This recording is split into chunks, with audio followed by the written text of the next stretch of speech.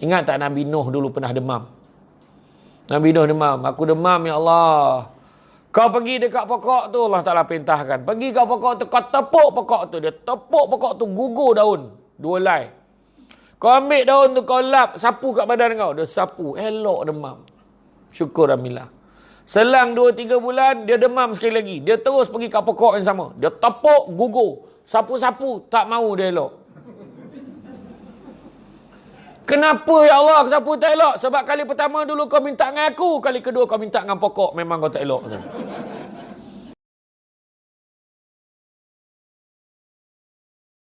Alhamdulillah, alhamdulillahillazi arsala rasulahu bil huda wa dinil haqqi liyuzhirahu ala dini kullihi walau karihal kafirun walau karihal musyrikun walau karihal muslimun. Subhanaka la ilma lana illa ma 'allamtana innaka antal alimul hakim. Rabbi shrah li sadri wa yassir li amri wa hlul 'uqdatam min lisani yafqahu qawli. Alhamdulillah, syukur kepada Allah Subhanahu wa taala. Sekalung apresiasi dan terima kasih kepada tuan pengerusi acara. Tonggak-tonggak kuat kepada bakat. Dan alhamdulillah dengan limpah dan izinnya. Wah, tengok satu lagi, mikrofon TV3. Macam sidang akhbar. Okey. Dengan limpah dan izinnya dapat kita bersama-sama pada pagi ini berada di dalam majlis ilmu. Nampak biasa. Nampak macam biasa, tapi hakikatnya ramai orang yang kita dah ajak payah nak datang. Kita ajak kau jom lah, sekejap je, seronok. Tak apalah, kau pergilah dulu. Sampai ke sudah dia tak datang. Kan? Bukan senang. Sebab apa? Disebutkan. Pernah satu ketika, Hanzalah bertanya kepada Sayyidina Abu Bakar. Wahai Abu Bakar, boleh tak kau tanyakan kepada Rasulullah? Kan? Tanya pada Rasulullah SAW, tanya apa? Tolong tanya macam mana nak mengelakkan diri kami ni daripada menjadi seorang munafik. Kenapa lah kau tanya macam tu? Sayyidina Abu Bakar kata, ni terjemahan tau. Tak adalah dia bercakap rupa itu, kan? Dia kata, kenapa lah kau tanya macam tu? Yalah, bila kami bersama dengan Rasulullah cerita syurga, terbayang syurga. Cerita pasal neraka, takut buat dosa. Tapi bila Rasulullah cerita pasal dunia pun tak nak pada dunia. Tapi bila dah jauh pada Rasulullah, kan? Kami mula leka dengan suami, leka dengan isteri, leka dengan anak, leka dengan dunia. Kami bimbang kami menjadi seorang yang munafik. Yalah, depan ni baik, dah belakang ni tak jadi tak baik. Jadi Sayyidina Abu Bakar bila tanya pada Nabi, soalan yang ditanya oleh Hanzalah, apa jawab Nabi? Nabi jawab, perbanyakkanlah menyertai halaqah zikrullah. Banyakkanlah mengikuti majlis-majlis yang mengingati Allah. Contoh, tak kisahlah dah berapa minggu, berapa tahun dah duduk kat sini dengan ceramah, macam-macam penceramah sampai. Setiap kali penceramah tersebut, dalam hati kita kena pula benda yang dicakap tu kena dengan kita. Dalam hati kita pun cakap, aku tak nak lah macam tu. Ya Allah, aku kenapa lah macam tu. Iyalah, sama. Teringat dekat Allah, betul tak? Keluar pada bakat ni, buat perangai ni balik. Kan? Masuk dalam ni, iyalah betul lah kata Ustazah tu. Keluar buat perangai balik. Datang, sebab apa? Kita kena selalu. Bila kita selalu istiqamah kita, lama kelamaan yang baik itu jadi biasa. Betulkan yang biasa, biasakan yang betul. Lagipun Nabi sebut, tadi saya tengok ada yang tadi parking jauh, jalan berseret-seret jalan. Sian tengok. Al-maklum lah, dah lama pakai, dia kata. Lutut pun dah longgar, dia kata kan. Jadi, selagi susah usaha dia nak datang, lagi besar pahala. Jangan mungut aja. Nak pergi majlis ilmu kan? Jangan mungut. Sebab Nabi sebut, barang siapa yang mengikuti jalan-jalan ke majlis ilmu, maka Allah akan anugerahkan kepadanya jalan-jalan ke syurga. Amin. Jadi, jangan petikai. Aduh, kenapalah? Payah betul lah. Okey apa? Tak payah bersela, duduk kat kursi, selesa. Nak tidur pun selesa. Jangan risau. Saya adalah penceramah dalam Malaysia yang tak kecil hati kalau ada sesiapa yang nak tidur. Kenapa nak kecil hati? Sebab memang dah itu kelebihan orang mendengar ceramah. Orang bagi ceramah tak boleh tidur. Kan? Kadang-kadang ialah malam tadi payah nak tidur. Memakak aja suami ni contoh. Tapi dekat sini tak payah suruh. Tegak-tegak dah boleh tidur. Kan? Jadi tidurlah. Cuma dengan satu syarat, tolong jangan berdengkur. Sebab takut ganggu orang sebelah. Sebab orang sebelah pun nak tidur juga. Jadi tidur sama-sama. Kan? Masalahnya bila dah tidur tak tahulah sedar ke tidak kita berdengkur ke tidak, kan. Jadi hari ni kita nak kongsi tajuk yang menarik, iaitu ujian sakit dan penyakit. Ujian sakit dan penyakit. Sakit ini biasa. Kita baru berbual tadi, sembang dengan tuan pengurusi tadi. Ya, saya pun sakit lutut sama. Nampak aja muda, siapa cakap kencing manis? Mana kira budak umur 20 tahun pun kencing manis sekarang ni. Kan? Paling awal kencing manis tu 20 tahun. Sakit mental, paling awal sakit mental 14 tahun. Bayangkan. Dahsyat tak dahsyat? Yang dekat hospital yang traumatik, yang hospital yang ward, kalau yang kita sebut hospital gila ni lah. Ramai hari ni. Jarang sekali orang yang sakit mental ni berdatang ke bakat ni, jarang. Jarang. Datang majlis ilmu, dia terisi je hati dia tu, insya-Allah. Kan? Jadi jangan buat tak reti je dengan tabung kat luar tu. Tempat ni nak maintain. Macam tu lah. Saya cakap tu terang aja. Kan? Seronoklah, baguslah kuliah ni, aircon sejuk, kapet pun cantik, tapi menyumbangnya tidak. Haram tak menyumbang. Jadi kita nyumbang. Ujian sakit biasa. Malahan Nabi pesan apa? Kalaulah kamu sakit, usahlah segera meminta sembuh. Kenapa lah Nabi cakap macam tu? Nabi kata kalau kamu sakit, jangan segera minta sembuh. Sebab Nabi kata apa? Kalau kita tengok dalam bab sakit ni apa dia?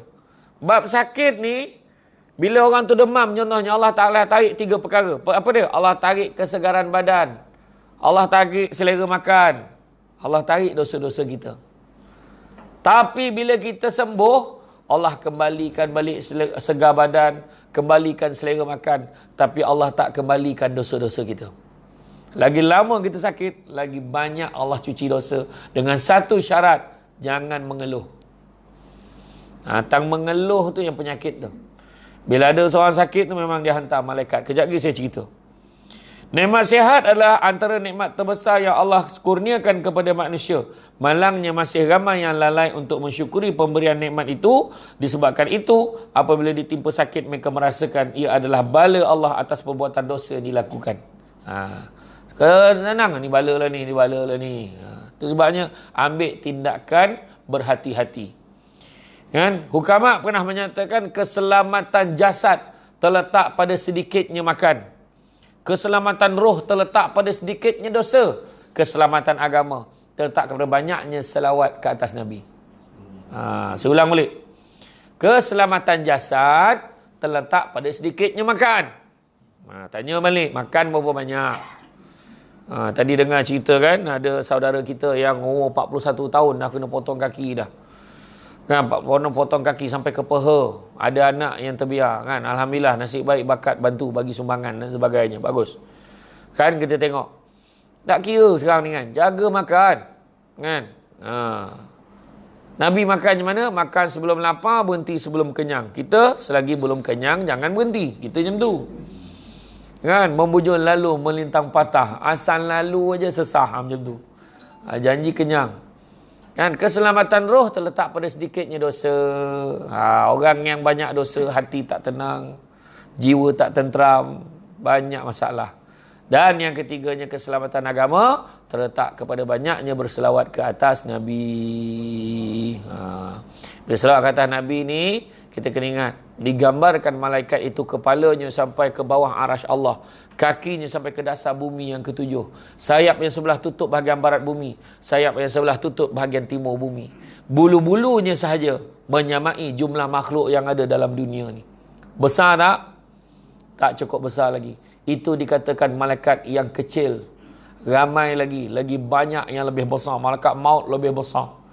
Lain-lain malaikat lebih besar, berganda-ganda daripada itu.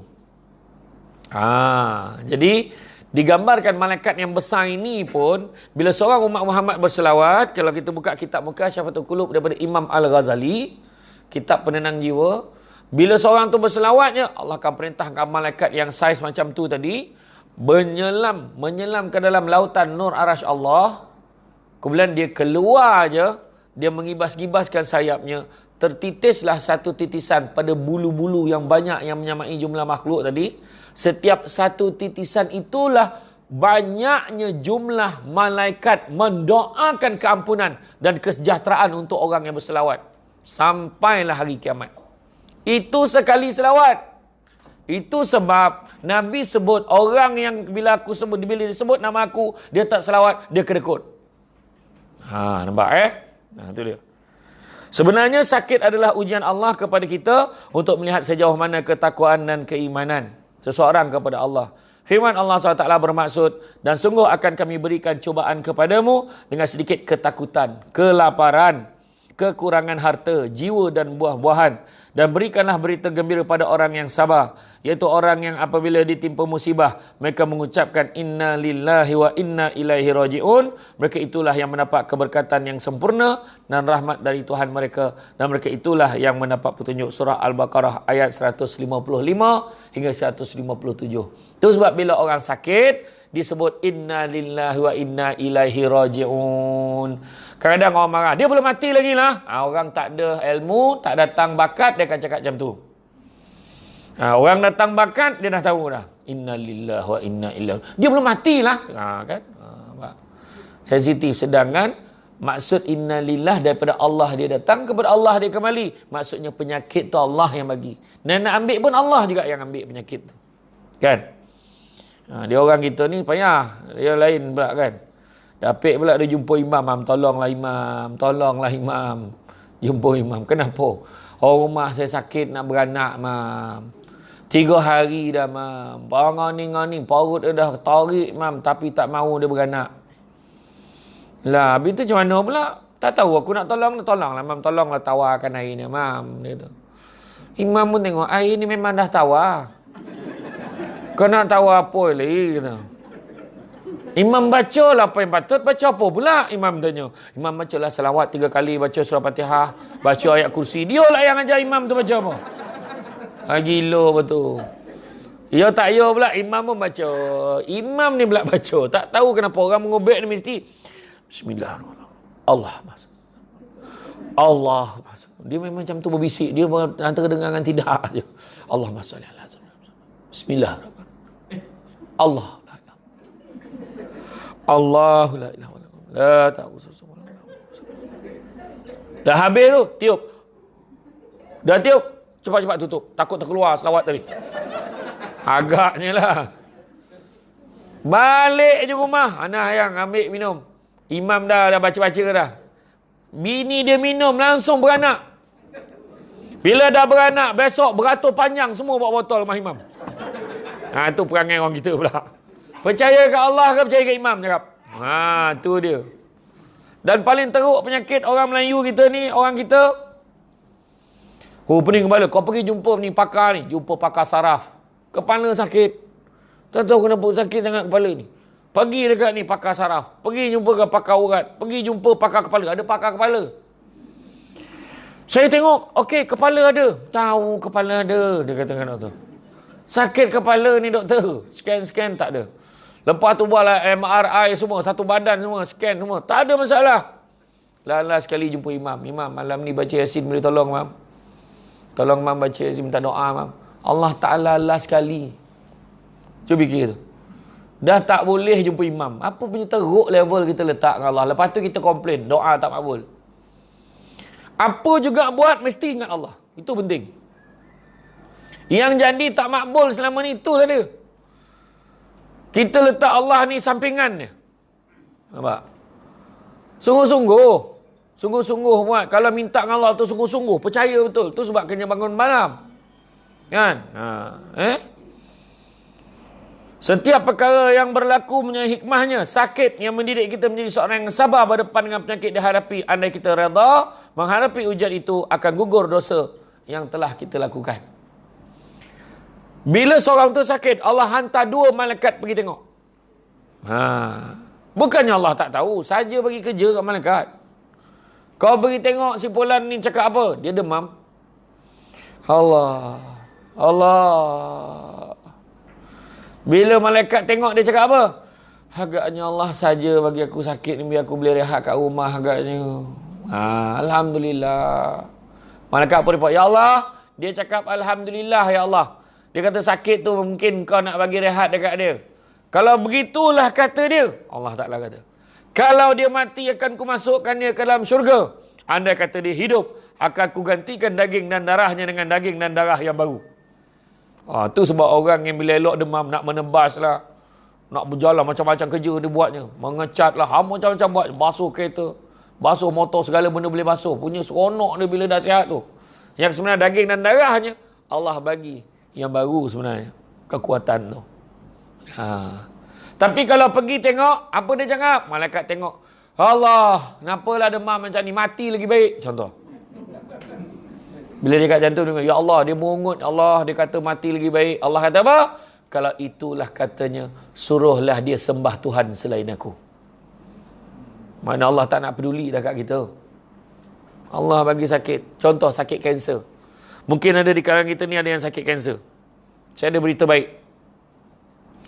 Ada tak saudara mara kita, suami, isteri kita yang meninggal sakit kanser? Ada kan? Semak balik. Anak murid debat saya di Universiti Sains Islam Malaysia, USIM, dah buat kajian. 90%, lebih 90% orang yang mengidap penyakit kanser meninggal pada hari dan bulan yang baik. Confirm. Mesti jatuh hari Khamis, Jumaat, malam Khamis, malam Jumaat, bulan Ramadan, Syakban, Syawal. Bulan-bulan baik betul.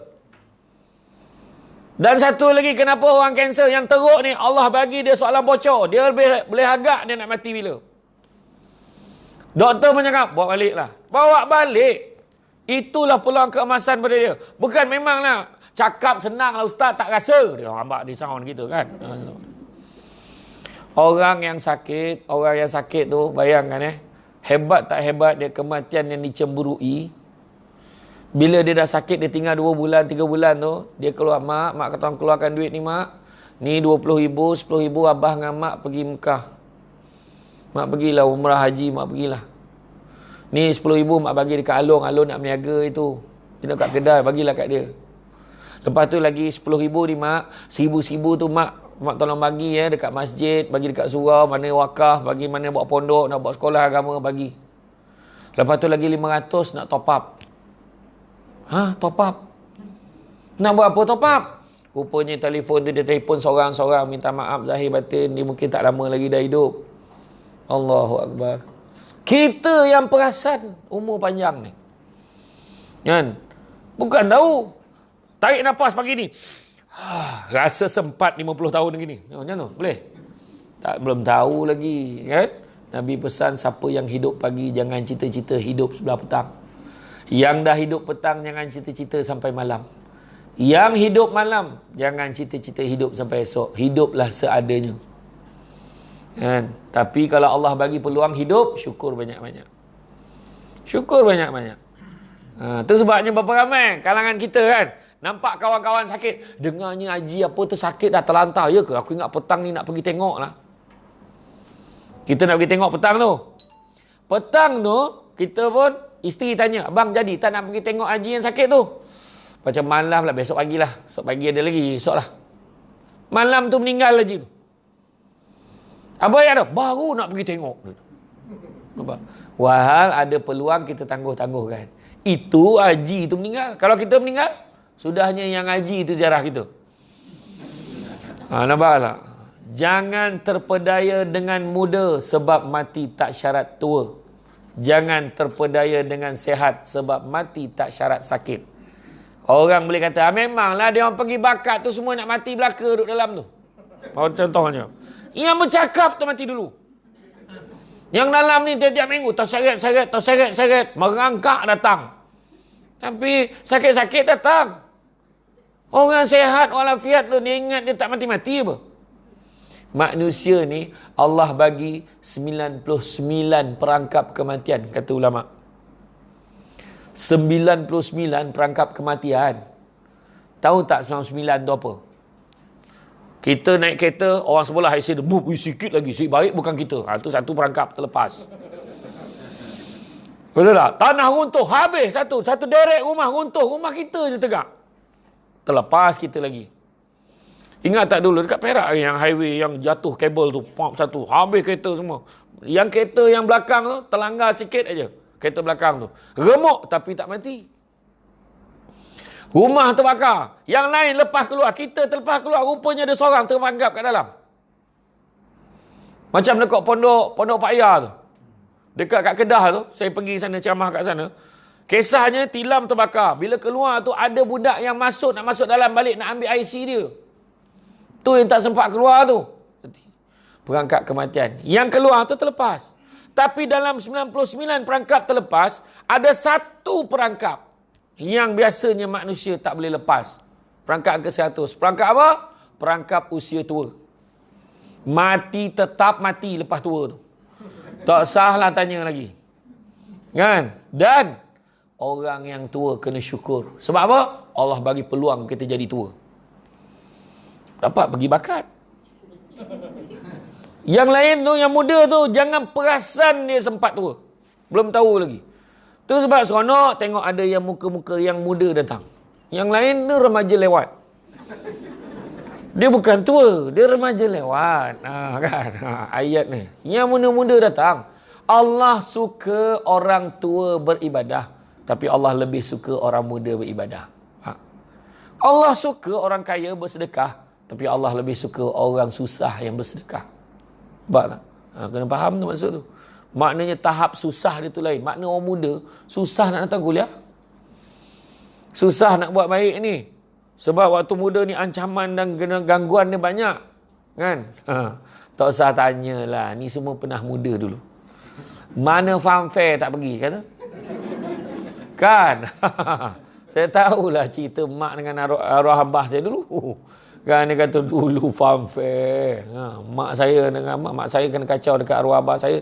Dekat simpang, dekat bus stop Batu Kikir tu lah.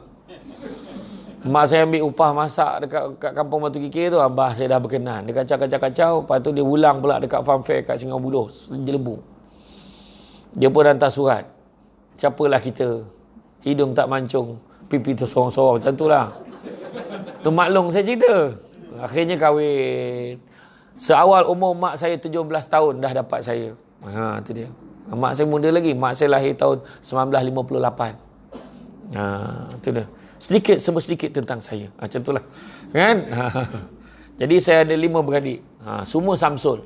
Samsul Debat ada, Samsul Debab ada. Samsul Lebar ada. Semua ada. Saya 5 beradik. Adik saya yang keempat dan kelima tu kembar lelaki perempuan. Satu seorang perempuan tu je tak Samsul. Dia je Syamira. Yang lain semua Samsul belaka.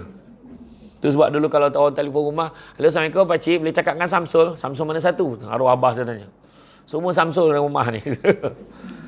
Itulah. Kan? Jadi mana kata, ada perangkap kematian ada satu, perangkap usia tua. Sebenarnya syukur Allah bagi kita peluang tua. Kadang-kadang orang tu jangan ingat dia muda dia tak mati-mati. Jangan cakap. Ada orang tu jalan, bam, jatuh dalam lubang. Dalam gila. Gila pun tak dalam macam tu, bak kata Ustaz Kazim. Lubang tu dalam. Lepas tu orang cakap memang mati ni, confirm mati. Bomber dan penyelamat tarik pakai tali sampai atas. Tengok nadi ada lagi, denyut lagi. Weh, hidup lagi dia. Rupanya dia pengsan aja. Bila dia terjaga, bang, hebat. Kenapa? Dia confused, berbangun. Kenapa? Abang jatuh dalam lubang dalam tu bang. Tapi tak mati. Ya ke? Mana lubang tu? Dia tunyau lubang tu. Langsung mati. Terperanyat tengok lubang tu. Dia mati bukan sebab yang kita fikir. Dia mati bukan sebab yang kita fikir. Dia mati ni sebab Allah dah tentukan dia mati. Ada orang daripada kat Singapura. Umur 22 tahun. Sihat walafiat. Dia balik pada kerja. Penat sikit. Mak ayah pergi makan sama. Ni bukan Islam lah. Mak ayah nak ajak makan sama. Tak apalah, dia kata dia nak mandi, dia rehat dulu, dia kata. Nanti dia makan, dia kata. Dia masuk bilik, mak ayah tengok, tak keluar-keluar, tidur katnya. Tapi mak dia tinggal, tengok ada kesan muntah kat tepi. Kejut, dah mati. Jam tu je, dalam tidur. Kan? Jadi itulah dia. Kita makna kata, tu sebab bila cerita pasal mati ni banyak lagi sebenarnya. Tapi bab mati hari ni bukan tajuk bab mati. Tu tajuk lain. Maknanya, memang kena panggil lagi. Itulah cerita dia. Kan? Lepas ni kita bawa kitab. Saya cadangkan yang kitab Mukasyafatul Qulub tu. Imam Al-Ghazali tu. Kita buat. Saya memang sebulan sekali turun sini. Sebulan sekali saya di Pondok Mualim Slim River. Boleh sekali kan. Sini satu boleh kan. Buat sekali. Sajalah kalau ndak lah. Macam tu. Mukasyaf. Bahaya juga tu. Omah pun tanya. Asyik ke Perak aja ada apa-apa. Mukasyafatul Qulub tu kitab penenang jiwa daripada Imam Al-Ghazali. Memang dia berita-berita baik, tenangkan hati, tenangkan jiwa. Bagus kitab tu. Kedah memang ada yang bawa sini. Tak ada. Belum. Okey. Allah SWT berfirman, bermaksud sungguhnya orang yang bersabarlah sahaja akan disempurnakan pahala mereka dengan tidak terkira. Surah Az-Zumar ayat 10. Sabar separuh daripada tahu. Tapi jarang orang tanya separuh lagi apa. Kan dah gelak lah. Aku dah cakap dah. Sabar separuh beriman. Habis separuh lagi apa? Dah lah ustaz, dia dah bagi separuh-separuh je lah. Kita tanya buat apa? Dia katakan. Sabar separuh beriman, separuh lagi adalah syukur. Nabi kata, amat menakjubkan umatku bila diberikan nikmat dia bersyukur, diberikan ujian dia bersabar. Itu Nabi sebut. Kan? Jadi itu sebab kena syukur. Kadang-kadang bagi sakit pun syukur. Sebab apa? Bila sakit, contoh saya tengah penggambaran. Sekarang ni saya di Perak ni ada penggambaran kita membaiki rumah-rumah asnaf. Program dengan TV Al-Hijrah. InsyaAllah bulan 1 25 Januari dah start siaran. Jadi korbannya Samsul Bat lah, kena berkampung, tidur kat situ 2 minggu macam tu lah.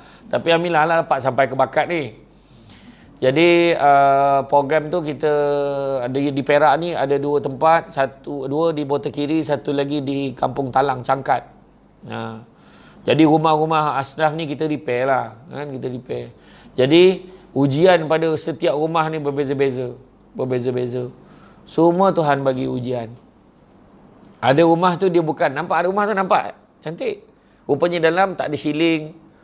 Dia panas. Dalam rumah tu seorang adik bongsu berumur 50 lebih, tak kahwin, 50 lebih sebab nak jaga 2 kakak dengan 1 abangnya. Ada 2 dah meninggal. Tinggal lagi 3 orang. 2 kakak dan 1 abang, 3 skizofrenia, sakit mental. Bayangkan, jaga. Dan dia kena makan ubat. Kalau tidak nanti dia panas. Yang seorang tu kalau panas sangat mata terbeliak. So kita pasang ceiling. Hamba Allah daripada Yayasan Budi Ihsan Malaysia sponsor setiap rumah 25,000. Kita pasang ini, pasang itu. Macam-macam lah. Kita pasang railing tempat pemegang untuk orang yang sakit. Ada yang ayahnya dah terlantar, kena pakai pampers, anak jaga. Yang paling unik ada satu kisah. Bekas isteri jaga suami yang sakit. Walhal bekas isteri tu dah kahwin lain. Suami diizinkan jaga bekas suami kau tu. Jaga. Bayangan. Nak tahu macam mana kisah dia?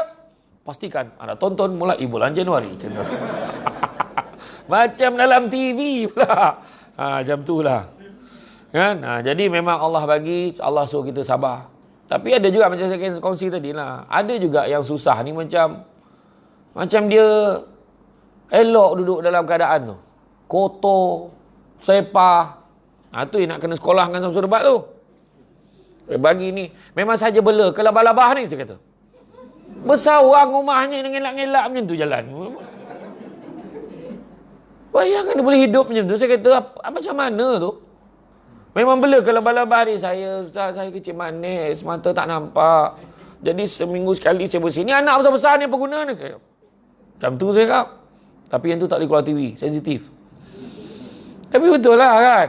Jadi kita pun susah kat dulu. Tapi bersih. Kepantangan sepah-sepah ni kan. Nazafatu.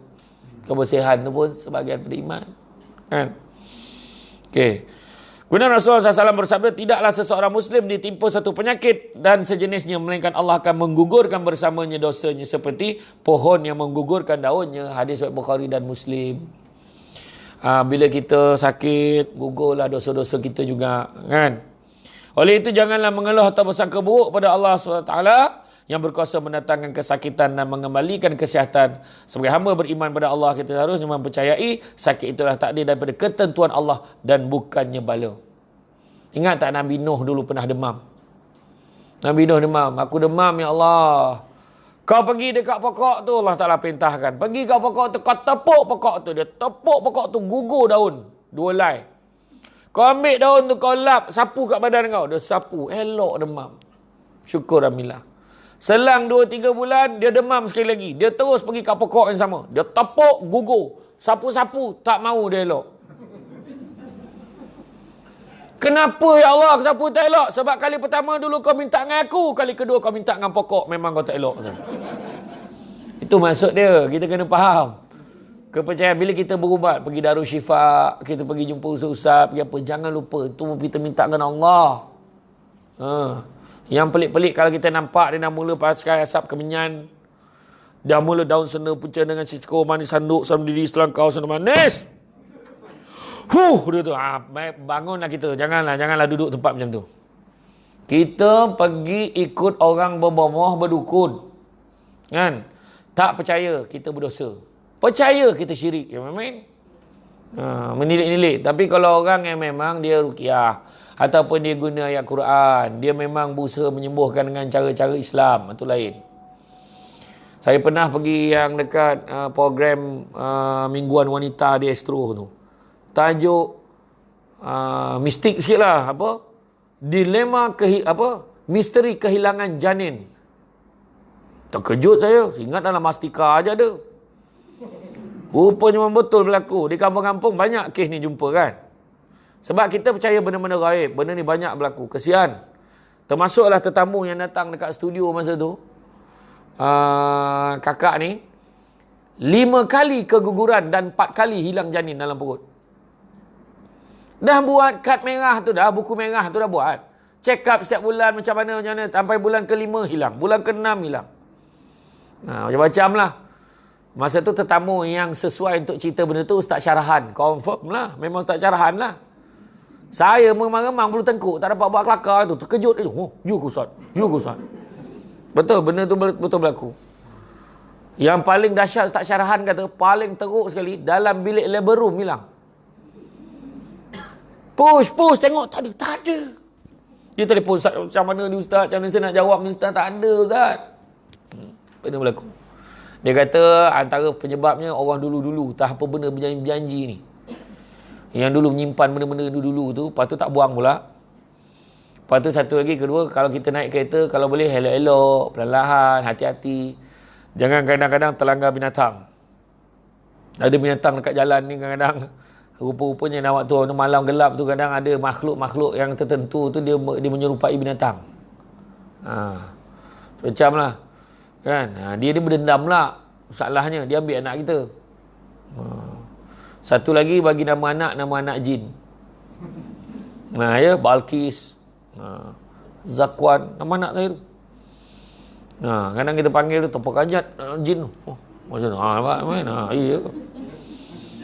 Ada seorang tu sebab kalau Ustaz Syaran kata kalau nampak kalau anak yang nama-nama macam tu jangan panggil nama penuh dia.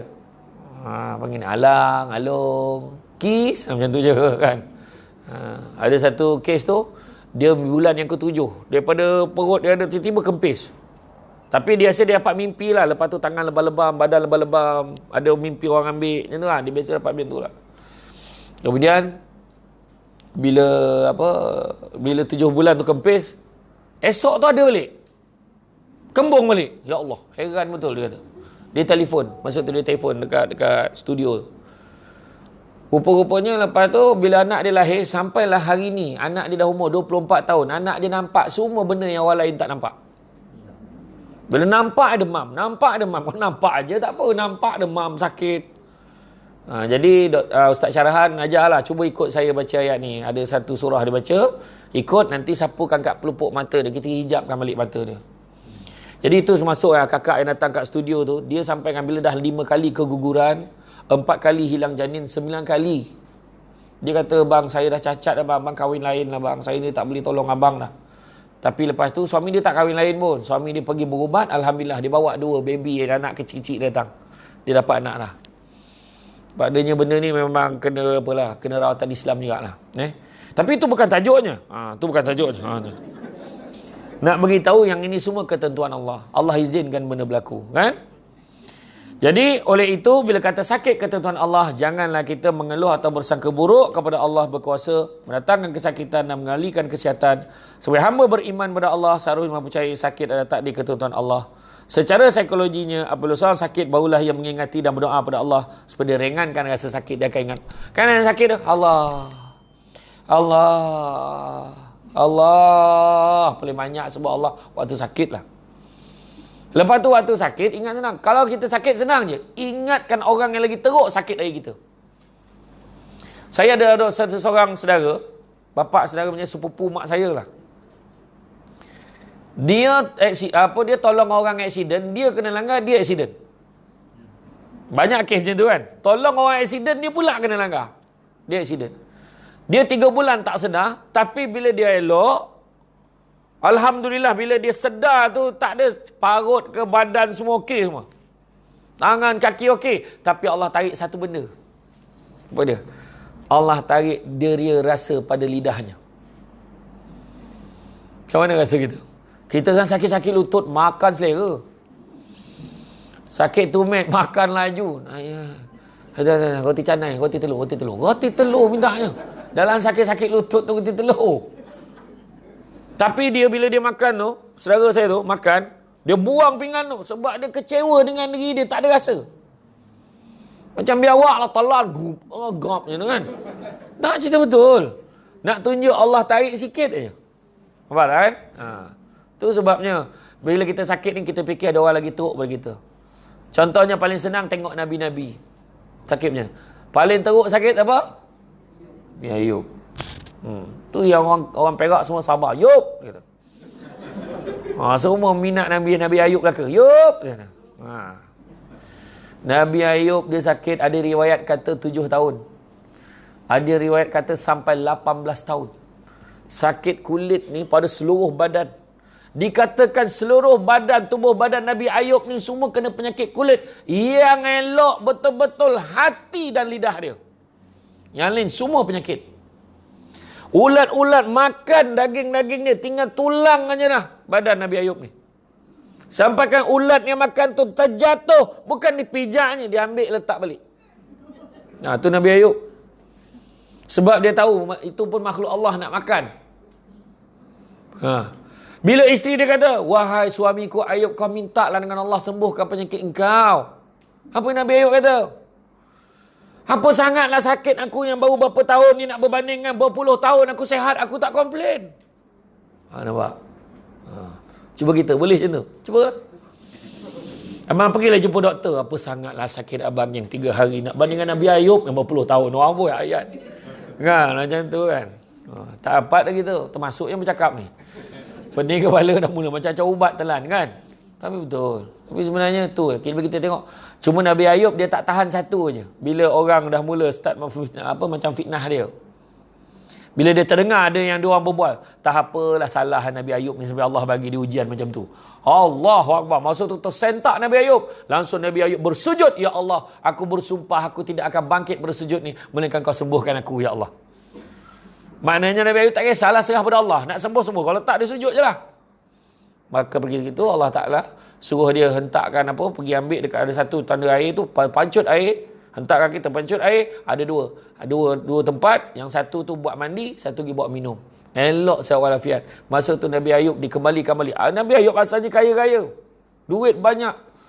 Kan? Harta benda banyak, tapi dia makin lama makin tak ada disebabkan sakit. Dihalau oleh masyarakat. Dia bukan halau lah, dia terpaksa mengasingkan diri dia. Sebab orang tak tahan bau dia. Anak-anak pun tak sanggup jaga dia.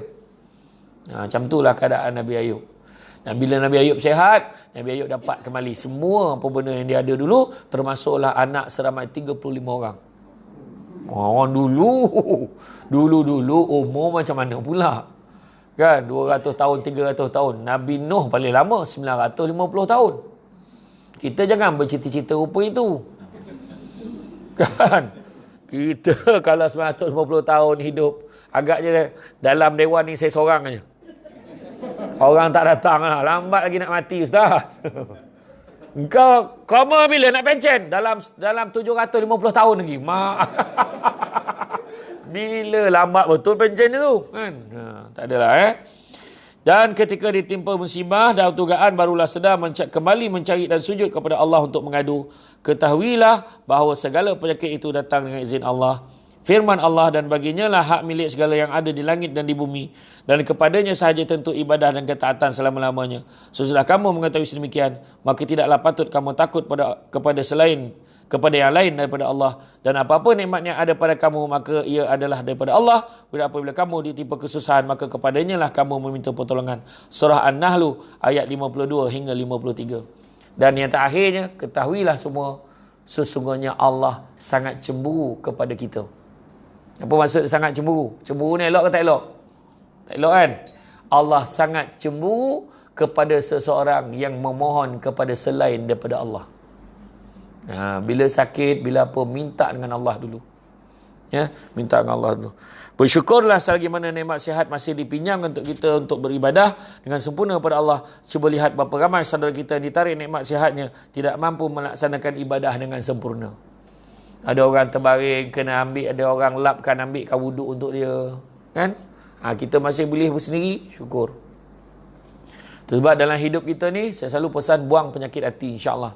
Buang penyakit hati, maka penyakit-penyakit yang datang pun okey. Pertama, buang penyakit tamak. Jangan ambil hak orang. Kedua, buang penyakit sombong. Tak ada benda nak sombong kan. Tengok, sombong. Ni semua ada yang dulu pangkat besar-besar pun dulu. Sampai masa pencen.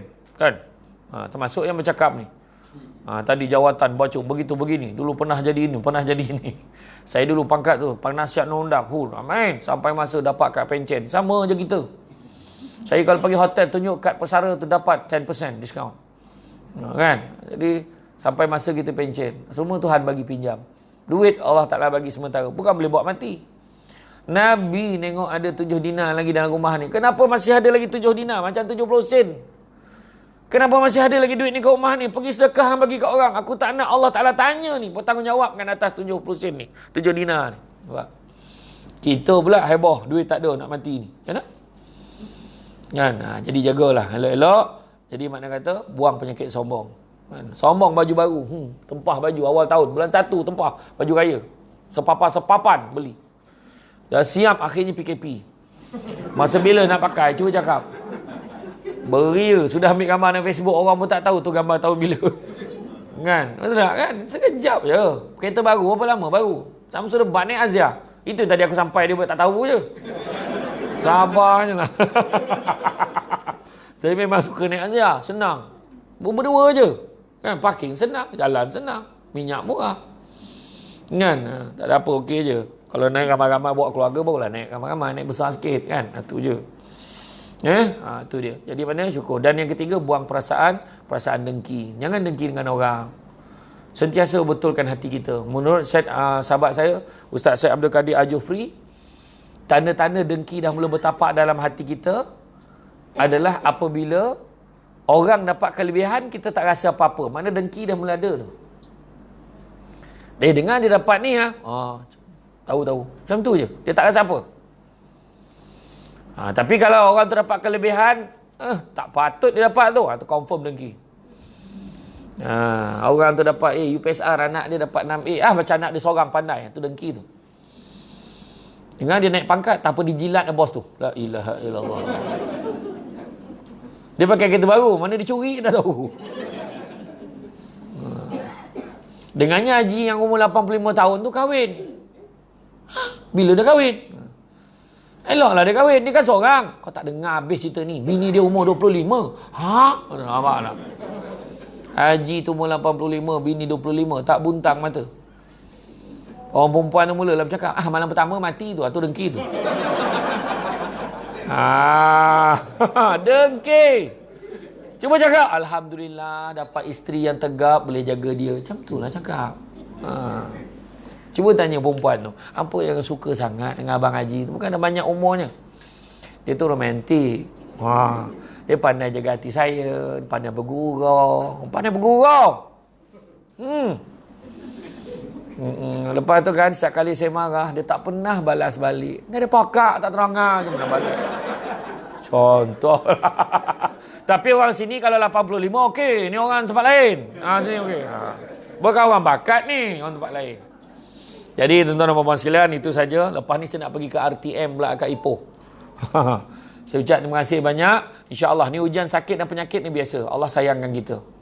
Dan Allah bagi sakit dan penyakit, Allah nak ringankan, Allah nak tinggikan martabat kita, nak naikkan darjat kita, nak cuci dosa-dosa kita. Malahan ada setengah ulama' berpandangan, barang siapa yang hidupnya 40 hari berturut-turut tidak diuji oleh Allah, tak ada masalah 40 hari tak ada masalah apa-apa pun, percayalah yang dia itu jauh daripada rahmat Allah. Mesti ada ujian. Keluar-keluar selipar hilang. Tu ujian tu. Dia senyum. Oh, ni Allah sayang kat aku ni. Tapi kalau tiap-tiap kali datang bakat hilang, bengih lah. Kan? Beli selipar je hilang. Jadi itu saja daripada saya. Saya ucap terima kasih banyak. InsyaAllah kita jumpa lagi di lain kesempatan. Seronok datang sini. Cuma sedikit makluman.